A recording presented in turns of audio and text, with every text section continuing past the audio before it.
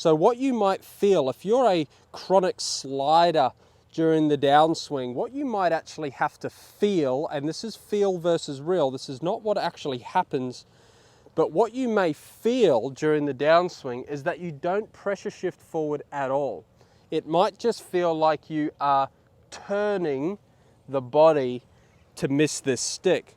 Welcome to the channel, guys. My name's Ryan Mouque, and today we're going to talk about the slide during the downswing. Now, a slide in the downswing is when a golfer moves their lower body too far towards the target. The upper body tends to tilt back a lot. And what we're going to get from a ball flight perspective is possible blocks, possible hooks, and we get contact with the ground a little bit too early, possibly some fat and thin shots. Let's get stuck in. So a slide pattern in the downswing is typically the golfer's way of shallowing the golf club. Now, there are many ways to shallow a golf club, but one of the worst ways to do it would be to slide. The reason being is we tend to lose our body angles, and that affects how the club comes into the golf ball.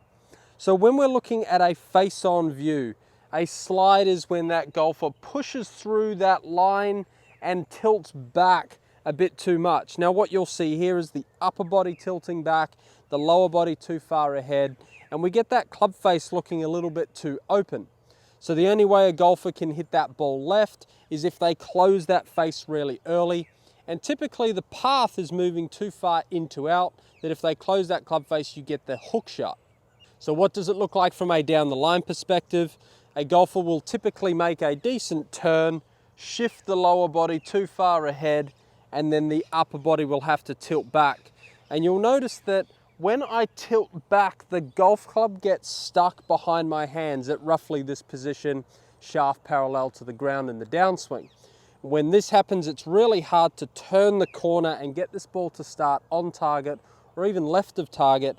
The golfer tends to stay back, tilt that upper body back, open club face, thin shots, and then, like I said, if they choose to, they close that club face really quickly and the ball goes left.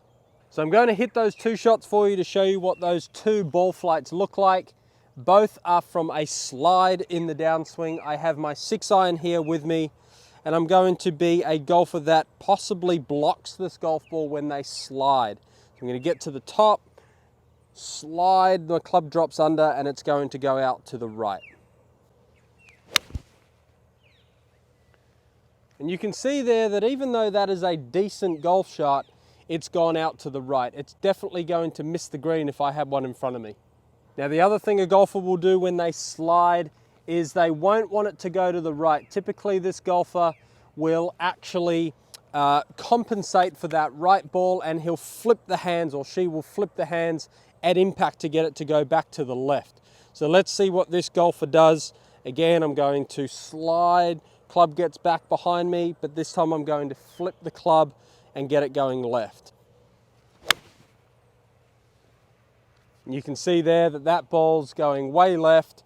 And what happens now is my dispersion pattern, one ball's 20 to 30 meters right of my target to the right, and one ball's 20 to 30, possibly 40 to the left. So all of a sudden, I have between 60 and 70 meters between my far right ball and my far left ball. And that's no way to play golf. It's very, very difficult to know what shot is coming and when. So there's two ways I like to help golfers who slide in the downswing. And one of them is just to grab their club and have them feel what it's like not to slide. So what we're going to do is we're going to place our setup here. We're going to get into our setup position, and I'm going to place this yellow alignment stick roughly about a ball outside the lead heel. So what I would do if I was a slider during the downswing, what I would be doing is I would be pushing into that yellow line a bit too much, and that's when my upper body tilts back. So for this golfer, they are going to need to feel like they rotate their lower body and not hit this stick. So we still want a slight pressure shift towards the lead side for sure. We don't just want to spin out of it, but we definitely want a slight pressure shift towards the lead side, but then we need to catch that upper body up with the lower body. So what that looks like here is I'm just going to get into my backswing position. I'm going to have a small pressure shift down to the lead side. From here, I'm going to turn my left hip and my upper body around the corner. And what you're going to notice here is my left hip is not hitting this yellow stick. From here, I'm able to get the club more on plane coming down. It's not stuck behind me. The club's in front of me, and I can now exit to the left, and hopefully that ball goes straight. Now, one thing I do, I work on this in my game. I'm a slight slider in the downswing. And one of the things that this drill feels like for me is that I'm not actually pressuring forward. So what you might feel, if you're a chronic slider during the downswing, what you might actually have to feel, and this is feel versus real, this is not what actually happens, but what you may feel during the downswing is that you don't pressure shift forward at all. It might just feel like you are turning the body to miss this stick. At times I go through periods where I actually try and feel like I'm not even pushing forward at all. This works a lot better with driver than it does with irons, but sometimes I feel like I'm trying to not push forward, and I'm just basically trying to feel like I'm turning as opposed to sliding. And what I'll often find is during the actual swing itself, there is definitely still a pressure shift to the left. Hell would freeze over before I actually get into that position. Now, the other way that I like to work on this with golfers is to grab two alignment sticks, make sure they're not wet so they go in between your hips.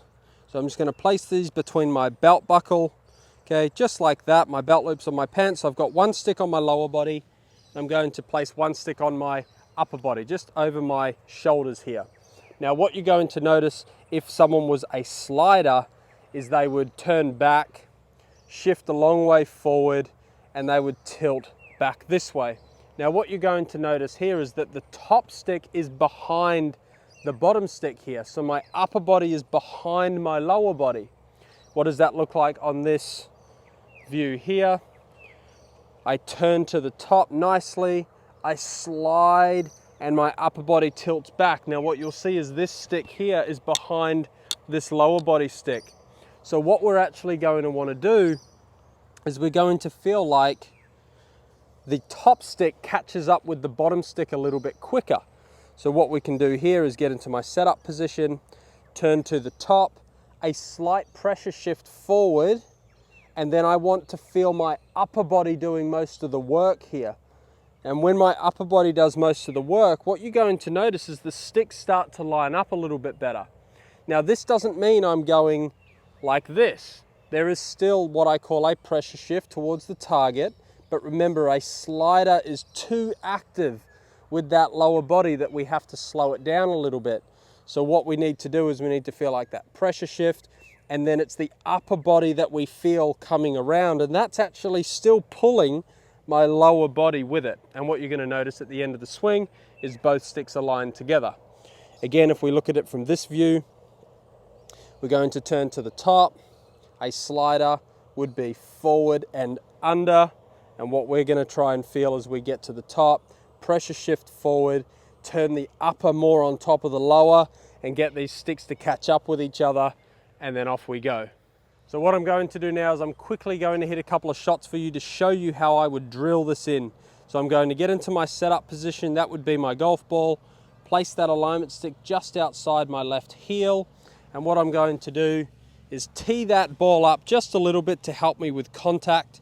The reason being, I want this to be a nice slow golf swing here. And I would do this a few times before you go into full swings. I'm going to get into my setup position. I'm going to move that alignment stick just outside my left heel here.